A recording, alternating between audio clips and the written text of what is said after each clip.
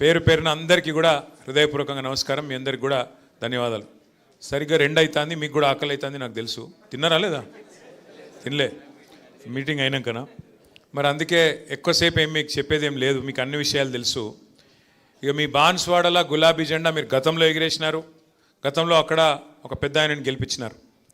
ఇక ఆయన పేరు మీకు తెలుసు, అన్నీ తెలుసు, నేను చెప్పాల్సిన అవసరం లేదు.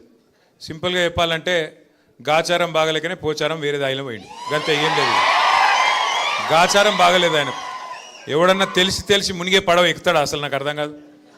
ఆ కాంగ్రెస్ అనేది ఉంటుందా? అసలు ఉండే పార్టీ గన్లో పోయి ఇక నేను మొదలు పుట్టుక కూడా నాది కాంగ్రెస్లో పుట్టినా అని చెప్పి డైలాగులు కొట్టి అందులో పడ్డాడు. పడి ఇవాళ గిలగిలా కొట్టుకునే పరిస్థితి. కుడితిలో పడ్డ ఎలక కదా కొట్టుకున్నట్టు ఇవాళ మింగలేక కక్కలేక ఈ వయస్సులో ఏం కర్మాది నాకు అర్థం కాదు. ఏ పార్టీలో ఉన్నారో కూడా చెప్పుకోలేని పరిస్థితి. నిన్న మొన్నటిదాకా స్పీకర్గా పనిచేసిన పెద్ద మనిషికి ఇలా ఏ పార్టీలు ఉన్నవా అంటే చెప్పలేని పరిస్థితి. ఇంతకంటే అవస్థ అవసరం ఆ పెద్ద మనిషికి. అందుకే నేను మీకు చెప్పేది ఒకటే, ఎలక్షన్ ఎప్పుడొచ్చినా, ఎలక్షన్ ఏ రోజు వచ్చినా పోచారం శ్రీనివాసరెడ్డి గారిని ఓడగొట్టడమే లక్ష్యంగా మనం పనిచేద్దాం. ఖచ్చితంగా కాంగ్రెస్ను బొందబెట్టాలి.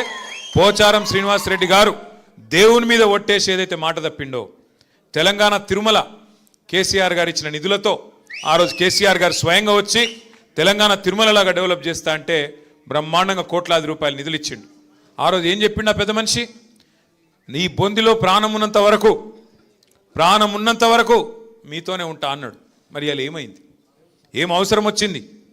దేవుడి మీద ఒక రేవంత్ రెడ్డి ఒట్లు పెట్టి మోసం చేస్తాడు అనుకున్నా, పోచారం గారు కూడా మోసం చేసిండు. రేవంత్ రెడ్డి గారి గురించి మనకు తెలియాల్సి, మీకు తెలుసు ఆయన ఒక చిచోరాగాడు, ముఖ్యమంత్రి కాదు, మన్ను కాదు, ఒక చిచోరా. ఏం మాట్లాడతాడో తెలియదు, ఎప్పుడేం ముడతాడో తెలియదు, ఎక్కడేం మాట్లాడాలో తెలియదు. ఒక చిచోరాగాడు మన కర్మ బాగలేకి అలా ఈ రాష్ట్రానికి ముఖ్యమంత్రి అయిండు.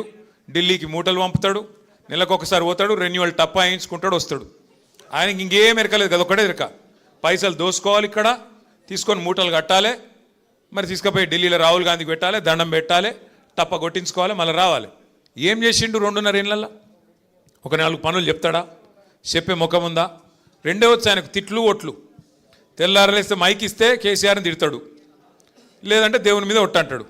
మొన్న సిగ్గు లేకుండా చెప్తుండు భద్రాచలం రాముడి మీద ఆననట. ఇదివరకు పెట్టిన ఓట్లు సరిపోలేదా?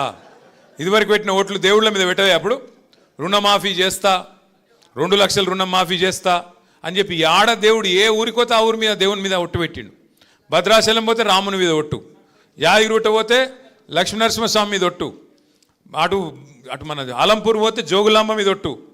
ఇప్పుడు దేవుళ్ళందరూ తలకాయ పట్టుకున్నారట. వీడెక్కడ దొరికిండ్రా మాకు, మా ఎంబడ